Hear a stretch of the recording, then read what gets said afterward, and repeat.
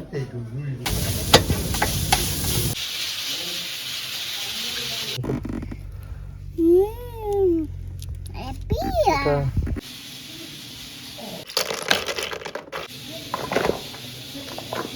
अस्सलाम वालेकुम एवरीवन, कैसे हैं आप सब लोग। होपफुली सब ठीक ठाक होंगे। अल्हम्दुलिल्लाह मैं भी बिल्कुल ठीक हूँ।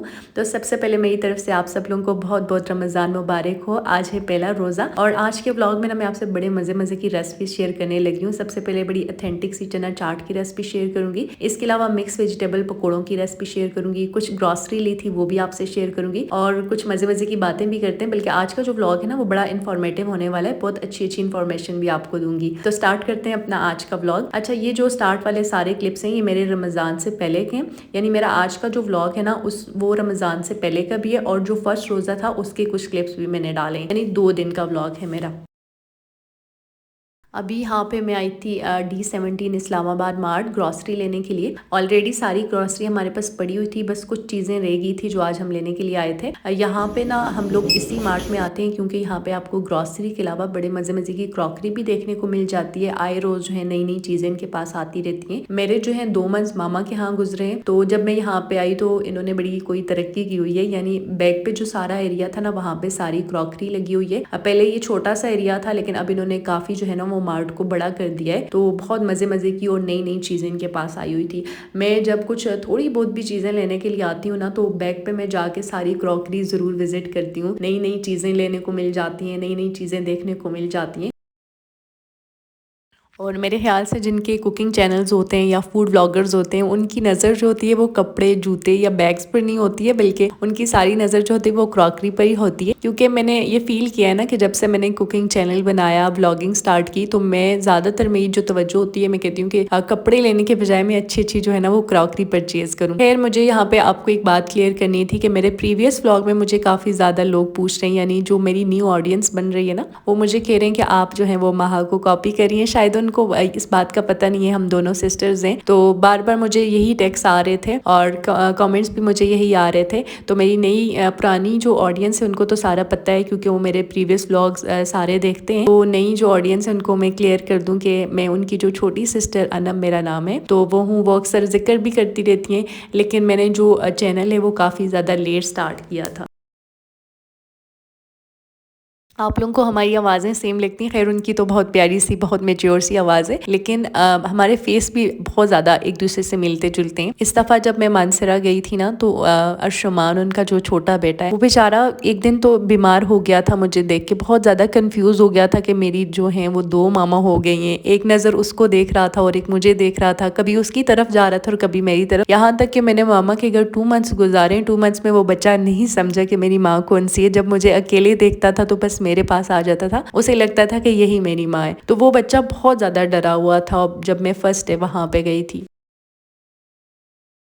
बातों ही बातों में मैंने आपको सारे मार्ट का भी विजिट करा दिया। इस तरह की वीडियोस मैं सिर्फ आप लोगों की वजह से डालती हूँ ताकि अगर आप लोग इस एरिया में आने का सोच रहे हैं या इस मार्ट में आने का सोच रहे हैं तो ऑलरेडी आपको पता हो कि यहाँ पे किस तरह की क्रॉकरी मिलती है, अच्छी है या बुरी। खैर, मेरा तो एक्सपीरियंस यहाँ से अच्छा रहा। मैं जब भी यहाँ से कुछ परचेज करती हूँ तो बहुत मज़े की क्रॉकरी होती है, बड़ी अच्छी क्वालिटी होती है।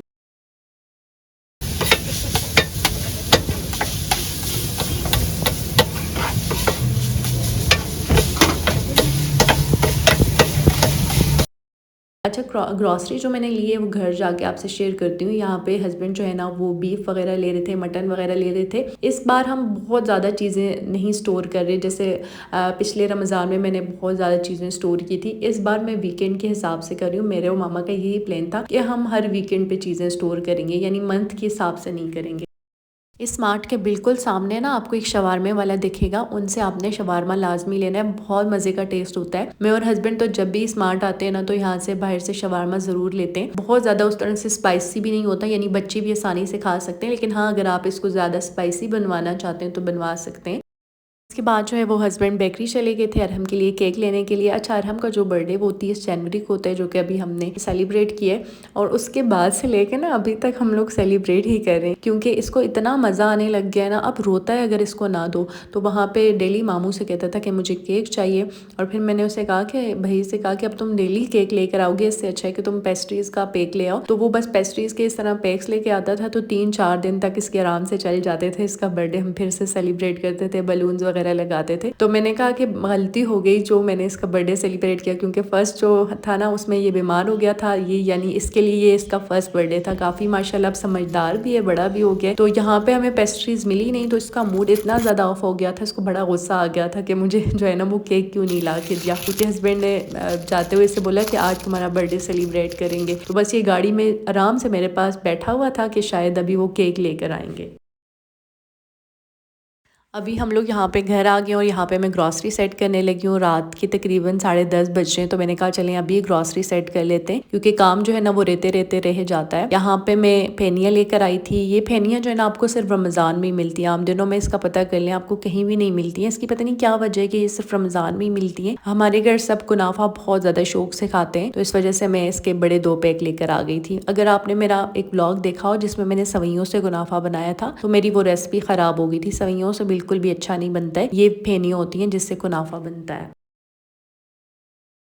मैं जब भी यूट्यूब पे कोई वीडियो अपलोड करती हूँ तो सबसे पहले आप लोगों का यही कमेंट होता है, बल्कि बहुत से लोग मुझे ये कहते हैं कि आप ही इतना लेट व्लॉग अपलोड कर दिया। तो इसकी ये वजह शायद मैं पहले भी आप लोगों को बता चुकी हूँ, लेकिन मेरी नई जो ऑडियंस बन रही है उनको नहीं पता है। मैं जो है ना, मेरे साथ मेरा छोटा बच्चा है, 2 साल का है, बड़ा शरारती सा है। तो ये होता है कि मुझे प्रॉपर उसे सुबह से लेकर शाम तक टाइम देना पड़ता है। तो ये होता है कि हम अगर डेली व्लॉग बना रहे होते हैं, इससे आपका बच्चा भी इग्नोर हो जाता है। तो मेरी यही कोशिश होती है कि हस्बैंड जब घर पे हूँ तब मैं कोई व्लॉग अपलोड करूँ या कोई व्लॉग बनाऊँ, या फिर जिस दिन अरहम मुझे ज़्यादा तंग नहीं कर रहा होता, सो रहा होता है, तो तब मैं कोई वीडियो बना देती हूँ। अच्छा, यूट्यूब पे ना मेरा 2 साल का अर्सा होने वाला है, लेकिन अभी तक यहाँ से मैंने कोई अर्न नहीं किया। शायद आप लोगों में से काफ़ी ज़्यादा लोग यही समझ रहे हैं कि यहाँ से मैं अर्निंग कर रही हूँ, लेकिन अभी तक मुझे यहाँ से कोई भी अर्निंग नहीं हुई है, क्योंकि मैं बहुत ज़्यादा स्लो जा रही हूँ। वीकेंड में मेरा एक व्लॉग होता है, या 15-16 दिनों बाद मैं एक व्लॉग अपलोड कर देती हूँ। तो इस प्लेटफॉर्म में तो ऐसा नहीं होना चाहिए, हर दूसरे तीसरे दिन आपको व्लॉग अपलोड करना पड़ता है, बहुत मेहनत करनी पड़ती है, तब जाके आप आगे जाते हैं। तो मेरा जब से बच्चा पैदा हुआ है तब से ही मैंने व्लॉगिंग स्टार्ट की थी, और बच्चे के साथ यूट्यूब को लेके चलना काफ़ी मुश्किल था। तो बस फिर मैं वीक में एक व्लॉग डाल देती थी। अच्छा, जिन लोगों की लाइफ बहुत ज़्यादा बिजी है ना, तो वो इस प्लेटफॉर्म पे आने के बजाय, यानी यूट्यूब पे आने के बजाय, आप लोग इंस्टा का अकाउंट बनाएं, क्योंकि यूट्यूब पे तो बहुत ज़्यादा मेहनत चाहिए होती है, दिन रात आपको वीडियोस बनाना, फिर रिकॉर्डिंग करना। इसके बजाय आप लोग अपना इंस्टा अकाउंट बनाएं, लेकिन इंस्टा अकाउंट ऐसा नहीं कि आपने कभी फूड की वीडियो दे दी, तो कभी ड्राइंग की और कभी स्टडी की। आपने सिर्फ अपना एक ही कॉन्टेंट चूज़ करना है। जैसे आप फूड लवर हैं तो फूड पे ही वीडियोज़ बनाएं आप, बल्कि इंस्टा पे ना बहुत अच्छे अच्छे फूड ब्लॉगर्स हैं, उनकी वीडियोज़ देख लें, उन्होंने कितने मज़े मज़े की रील्स अपलोड की होती हैं, बड़े अच्छे प्रोफेशनल उनके अकाउंट होते हैं, उनसे आपको बहुत कुछ सीखने को मिलेगा। जो लड़कियां यूनी कॉलेज जाती हैं वो तो आए रोज़ किसी ना किसी रेस्टोरेंट पे जा रही होती हैं, डिफरेंट जगहों का विजिट कर रही होती हैं। तो वहाँ पे आप जाएं, अच्छी अच्छी रील्स बनाएं। रील्स पे इतना टाइम भी नहीं लगता, हर जगह के अच्छे अच्छे क्लिप्स लें और फिर सारी वीडियोस को एक साथ अटैच करके अपलोड कर दें। उसके साथ म्यूज़िक लगाना चाहते हैं तो म्यूज़िक लगा दें, वरना खुद बोलना ज़्यादा बेहतर है। खुद बोल के बता दें कि यहाँ हम लोगों ने विजिट किया, यहाँ का फूड ऐसा था ऐसा था। तभी मैं आपको कह रही हूँ कि आप इंस्टा पे जाके अच्छे अच्छे फूड लवर्स जो हैं या फूड ब्लॉगर्स जो हैं उनको फॉलो करें और उनको कॉपी करें कि वो किस तरह से बोलते हैं और किस तरह से वो वीडियोस बनाते हैं, तो आपको काफ़ी ज़्यादा आइडियाज़ वहाँ से मिल जाएंगे। अब जब आप इंस्टा बनाएंगे तो आपको व्यूज़ अच्छे आएंगे, वीडियोस अच्छी बनाएंगे तो और भी अच्छे व्यूज़ आएंगे, आपके फ़ैन फॉलोवर्स ज़्यादा होंगे। जब आपके फ़ैन फॉलोवर्स ज़्यादा होंगे तो लोग आपको प्रमोशन के लिए बुलाएंगे, और प्रमोशन से आपको बहुत बड़ा फ़ायदा हो जाएगा। जो हाउस वाइफ हैं, घर पे फ्री रहती हैं, ज़्यादा उनका काम नहीं होता, जैसे बच्चों को भेज दिया तो फिर तो बंदा घर में ही फ्री होता है ना, उनके लिए तो यूट्यूब बहुत बेस्ट प्लेटफॉर्म है। आप चाहें तो आप हर दूसरे तीसरे दिन वीडियो अपलोड कर सकते हैं। ज़्यादा स्ट्रगल करेंगे तो ज़्यादा आगे चले जाएंगे, लेकिन ये इंस्टा में उन लोगों के लिए बता रही थी कि जिनकी लाइफ बहुत ज़्यादा बिजी है, तो फिर वो इस प्लेटफॉर्म पे आएँ और यहाँ पे अच्छी अच्छी रील्स डाला करें, क्योंकि आप रील्स डालेंगे तो फिर आपको जब प्रमोशन आएंगी ना तो आपके मज़े लग जाते हैं, क्योंकि आपको एक फ्री में फूड भी मिल जाएगा। यानी जब कोई रेस्टोरेंट वाले आपको बुलाएंगे अपने रेस्टोरेंट पे, तो आपको एक तो फ्री में फूड भी खाने को मिल जाएगा और आपकी अच्छी अच्छी रील्स भी बन जाएंगी। यूट्यूब का मैं आपको एक प्लस पॉइंट बता दूं कि ये आपके अंदर बहुत बर्दाश्त, बहुत सब्र पैदा कर देता है, क्योंकि आप वीडियोस डाले जा रहे हैं फिर भी आपको अच्छे व्यूज़ नहीं आते, लेकिन आप अपनी मेहनत नहीं छोड़ते। तो ये आपका एक सब्र हुआ ना कि आप सब्र कर रहे हो, बस मेहनत कर रहे हो। और दूसरा प्लस पॉइंट ये बता दूँ कि जैसे अगर आपको 80-90% या 70% लोग पसंद कर रहे हैं, तो 30% लोग आपको नहीं पसंद कर रहे हैं, आपको नेगेटिव कमेंट आएंगे, अच्छे बुरे आते रहते हैं। और जब नेगेटिव आते हैं तो वो भी आपकी एक बर्दाश्त है, आप चुप हो जाते हो। तो इसका यही सोल्यूशन होता है कि जब आपको नेगेटिव कमेंट आए तो आप बस डिलीट कर दो। मेरी तरह मैं तो डिलीट ही कर देती हूँ, लेकिन पहले मेरे अंदर ये चीज़ नहीं थी। मेरा ये होता था कि बल्कि हर व्लॉगर ऐसी करती है, बड़े ब्लॉगर्स नहीं, वो तो बस उनको तो आदत हो गई है। लेकिन अभी जिनके नए नए यूट्यूब चैनल हैं वो लोग या ऐसे करते हैं कि नेक्स्ट व्लॉग में प्रॉपर उसको डिस्कस कर रहे होते हैं कि हमें इस बंदे ने, इस बंदी ने ये गलत बात बोली है। तो डिस्कस करने से आपको पता है सबसे बड़ा नुकसान क्या होता है कि उनको लगता है हाँ भाई हमारी जो बात है इनके दिल को लग गई, इनसे बर्दाश्त ना हो, इनको गुस्सा आ गया। तो नेक्स्ट व्लॉग में फिर आपको इससे भी गलत नेगेटिव कमेंट देखने को मिलते हैं। इससे बेहतर यही है कि आप रिमूव कर दिया कि आज देखें मैंने आप लोगों से कितनी सारी बातें कर ली, क्योंकि बहुत सी ऑडियंस जो है ना मुझसे गिला करती है कि आप आती हैं जल्दी जल्दी अपनी रेसिपी बताई, और जैसे हम लोग रेसिपीज़ के लिए बैठे होते हैं तो रेसिपीज़ बताई और भाग जाती हैं। कोई एक्स्ट्रा बातें आपकी नहीं होती हैं, कोई डेली लाइफ, कोई डेली रूटीन आप नहीं दिखा रही होती। तो मैंने कहा चले आज छोटी छोटी चीज़ें भी, डेली रूटीन भी आपको दिखा देती हूँ। कुछ लोग तंग भी होते हैं क्योंकि मेरी डिफरेंट ऑडियंस है। कुछ को कुकिंग बहुत ज़्यादा अच्छी लगती है, कुछ को घूमना फिरना अच्छा लगता है, कुछ को डेली रूटीन अच्छी लगती है, कुछ को सफाइयाँ वगैरह अच्छी लगती हैं। तो हर बंदे की अपनी एक चॉइस होती है। लेकिन अगर जिसको रेसिपीज़ में इंटरेस्ट होना तो फिर आप लोग ब्लॉग को स्किप करके आगे चले जाया करें, डायरेक्ट रेसिपी पे चले जाया करें, तो आपको मज़े मज़े की रेसिपीज़ देखने को मिलेंगी।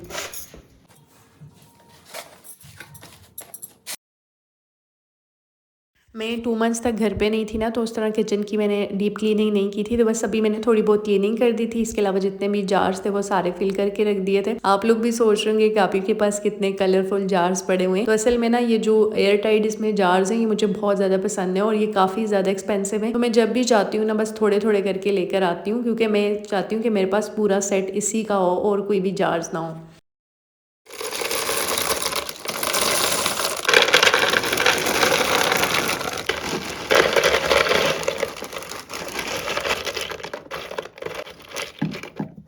इसके अलावा यहाँ पे मैंने कुछ देसी अंडे मंगवा दिए थे, साथ ही कुछ ड्राई फ्रूट्स मंगवा दिया था। ये अरहम की वजह से मंगवाया था, वो बहुत ज़्यादा शौक से खाता है। अच्छा, इस दफ़ा मैंने बहुत कम वेजिटेबल स्टोर की, यानी वीकेंड के हिसाब से की हैं। साथ साथ लेती रहूँगी और साथ साथ स्टोर करती जाऊँगी। इसके अलावा मैंने चीज़ें बहुत ज़्यादा फ्रीज़ भी नहीं की है। मेरा इरादा है कि इंशाल्लाह रमज़ान में साथ साथ जो है ना वो फ्रोज़न आइटम्स भी आपसे शेयर करती रहूँगी और साथ उसकी रेसिपी भी शेयर करती रहूँगी। इस तरह जो है ना थोड़ी आसानी भी हो जाती है जब आप वीकेंड के हिसाब से स्टोर करते हैं, क्योंकि इस दफ़ा मैं घर पर नहीं थी, काफ़ी ज़्यादा लेट आई हूँ घर, तो उस तरह बहुत ज़्यादा चीज़ें स्टोर नहीं कर सकी। तो इंशाल्लाह साथ साथ करती रहूँगी। अभी यहाँ पे नेक्स्ट डे और यहाँ पे मैं अफ्तारी की तैयारी कर रही हूँ।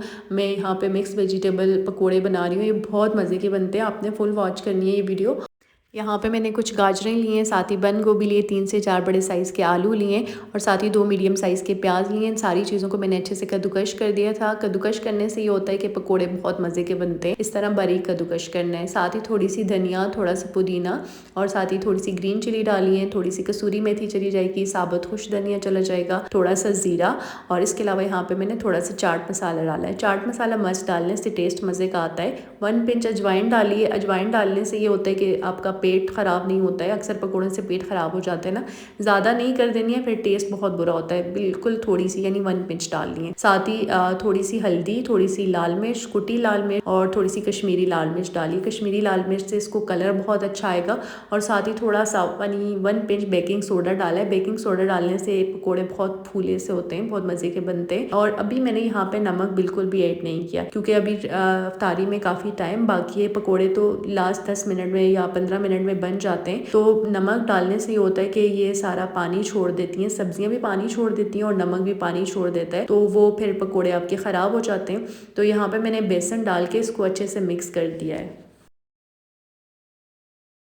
वैसे नॉर्मली जब हम पकोड़े बनाते हैं तो हम उसके अंदर पानी डालते हैं, लेकिन जब आप सब्जियों के पकोड़े बना रहे हैं ना तो उसके अंदर पानी डालने की बिल्कुल भी ज़रूरत नहीं है, क्योंकि सब्जियां खुद भी अपना एक पानी छोड़ देती हैं। तो यहाँ पे मैंने बिल्कुल भी पानी नहीं डाला है, बस बेसन डाल के इसको अच्छे से मिक्स करके साइड पे कर दिया है। दूसरी तरफ यहाँ पे मैंने इमली की चटनी के लिए थोड़ी सी इमली भी भिगो के रख दी है। नीम गर्म पानी डाला है, यानी 1 कप नीम गर्म पानी डाला है। और साथ ही यहाँ पे मैं चना चाट बना रही हूँ, जिसके लिए मैंने यहाँ पे बॉईल किए हुए चने लिए हैं, साथ ही बॉईल किए हुए आलू डाल दिए और साथ मैंने 2 मीडियम साइज़ की प्याज डाल दिए। चना चाट में जो प्याज और आलू होते हैं वो थोड़ा सा ज़्यादा डाला करें, टेस्ट बहुत मज़े का आता है। इसके अलावा 1 मीडियम साइज़ की टमाटर लिए जिसके बीज मैंने निकाल दिए थे और 1 बड़े साइज़ का जो है वो मैंने खीरा डाला है। अच्छा, ये मैं बहुत कम डाल रही हूँ टमाटर और खीरा, क्योंकि ये ज़्यादा डालने से ना फिर चना चाट इतना मज़े का नहीं होता है। तो आप लोग कम या ज़्यादा कर सकते हैं, लेकिन मैं थोड़ा कम ही डालती हूँ। इसके अलावा यहाँ पे मैंने थोड़ी सी धनिया डाली है और साथ ही थोड़ा सा नमक डाला है। साथ ही यहाँ पे 2 टेबलस्पून भर के चाट मसाला डाल दिए। चाट मसाला मैंने थोड़ा सा ज़्यादा डाला है क्योंकि बाकी सारे मसाले मैं कम डाल रही हूँ। आप चाहें तो आप बाकी सारे मसाले स्किप करके सिर्फ चाट मसाला भी डाल देना, तो चना चाट बहुत मज़े का बनेगा। साथ ही यहाँ पे मैंने कुटी लाल मिर्च डाल दिए, लाल मिर्च डाल दिए और साथ ही यहाँ पे ज़ीरा पाउडर डाल दिए, ये भुना हुआ ज़ीरा पाउडर है। और साथ 1 टेबलस्पून लेमन जूस डाल दिए और 1 पिंच अजवाइन डाल दिए। अजवाइन आप चाहें तो स्किप कर सकते हैं, मैं तब डालती हूँ क्योंकि चनों से भी अक्सर पेट ख़राब हो जाता है रमज़ान में, तो रमज़ान में अक्सर पेट का मसला रहता है, तो मैं अजवाइन जो है ना पकौड़ों में भी डाल देती हूँ और साथ ही जो है वो चना चाट में भी डाल देती हूँ। बस यही थोड़े से मसाले इसके अंदर जाते हैं। उसके बाद यहाँ पे मैंने 2 कप भर के दही डाल दिए। दही कोशिश करें ना घर का जो खालिस आप घर पे बनाते हैं वही डालें, इससे टेस्ट बहुत मज़े का आएगा, क्योंकि जो बाज़ार वाला होता है ना उसमें थोड़ा सा पानी भी होता है और बहुत खट्टा सा उस तरह से होता है, तो उससे आपका जो चाट हो वो इतना अच्छा नहीं बनता है। और एंड पे यहाँ पे मैंने सारी चीज़ों को मिक्स करके इसके ऊपर पापड़ी डाल दी है। ये आपने स्किप नहीं करनी है, इससे ही टेस्ट आएगा, चाट लाजमी डालनी है। ये मैंने घर पे नहीं बनाई थी, बल्कि यहाँ पे मार्ट में हमें बहुत अच्छी वाली मिल जाती है। लास्ट टाइम भी हमने मंगवाई थी और इस दफ़ा भी मंगवाई है, तो बहुत मज़े की थी, तो बस हम यहीं से मंगवा देते हैं। उसके बाद यहाँ पे कुछ टमाटर थे और साथ ही प्याज, ये सारी चीज़ें मैंने बचा के रखी हुई थी ताकि एक अच्छी सी लुक भी आ जाए, और वो सारी मैंने ऊपर इस तरह फैला के डाल दी। मज़ेदार सा चना चाट हमारा रेडी हो गया है। दूसरी तरफ यहाँ पे मैं इमली की चटनी बनाने लगी हूँ। इमली को भिगोए हुए तकरीबन 1 घंटा गुजर चुका है। यहाँ पे मैंने एक छोटा सा स्टैनर लेके नीचे बाउल रख दिया है। अब एक स्पैचुला लेना है और ये सारी जो इमली है वो इस स्टैनर में डाल देंगे और स्पैचुला की हेल्प से प्रेस करते रहेंगे ताकि जितना भी इमली का पल्प है वो सारा का सारा नीचे आ जाए।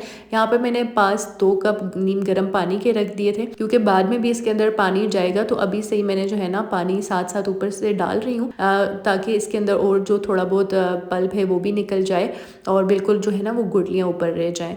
तो यहाँ पे देखें सारा का सारा पल्प निकल चुका है। अब यहाँ पे मैंने एक फ्राई पैन लिया है, सारा इमली का जो पेस्ट था वो इसके अंदर डाल दिया है और अब इसके अंदर एक्स्ट्रा पानी डालने की ज़रूरत नहीं है क्योंकि ऑलरेडी हम पानी डाल चुके हैं। और अब इसके अंदर थोड़ी सी शक्कर गुड़ जाएगी। आप चाहें तो आप शुगर का भी इस्तेमाल कर सकते हैं, लेकिन शक्कर गुड़ ही डालिएगा, इससे बहुत मज़े का टेस्ट होता है। मसालों में यहाँ पे जाएगा थोड़ा सा नमक, थोड़ी सी काली मिर्च का पाउडर, थोड़ी सी कुटी लाल मिर्च, थोड़ी सी लाल मिर्च पाउडर और थोड़ा सा ज़ीरा पाउडर। भुना हुआ ज़ीरा डालना है। यहाँ पे मैंने वैसे ज़ीरा डाल दिया, लेकिन ज़ीरा की जगह आप ज़ीरा पाउडर डालें तो ज़्यादा अच्छा रहेगा। उसके बाद यहाँ पे मैंने सारी चीज़ों को अच्छे से मिक्स कर दिया है ताकि जो शक्कर गुड़ है वो अच्छे से मेल्ट हो जाए और चटनी जो है वो थोड़ी सी थिक हो जाए। और साथ ही यहाँ पे बन रहे पकौड़े। काफ़ी ज़्यादा देर भी हो गई थी क्योंकि वीडियो जब आप बना रहे होते हो तो आपका अच्छा खासा टाइम लग जाता है। 2 बजे से मैं स्टार्ट हुई थी और अभी तक जो है ना मैं काम ही कर रही हूँ और यहाँ पे टाइम काफ़ी कम था, तो बस जल्दी जल्दी जो है ना वो मैं पकोड़े बना रही थी। पकोड़ों के अंदर फिर एंड पे मैंने नमक डाल दिया था। साथ ही पकोड़े बन रहे हैं, साथ ही चटनी बन रही है। जो मेरी मदर इन लॉ है वो निहारी बना रही है। जल्दी जल्दी हम काम कर रहे हैं क्योंकि टाइम काफ़ी कम है। यहाँ पे चटनी आप देखें मैंने थोड़ी सी थिक रखी है, बहुत ज़्यादा थिक नहीं रखी, थोड़ा इसको पतला रखा है, लेकिन अगर आपको ज़्यादा थिक पसंद है तो थोड़ी देर इसको और पका दें। यहाँ पे मैंने इसको एक बॉल के अंदर शिफ्ट कर दिया। जब ये थोड़ी सी ठंडी हो जाएगी तो इसको एक जार में डाल के स्टोर कर देंगे। ये हमारे 1 वीक के लिए बहुत ज़्यादा है क्योंकि ये इतनी ज़्यादा लगती भी नहीं है।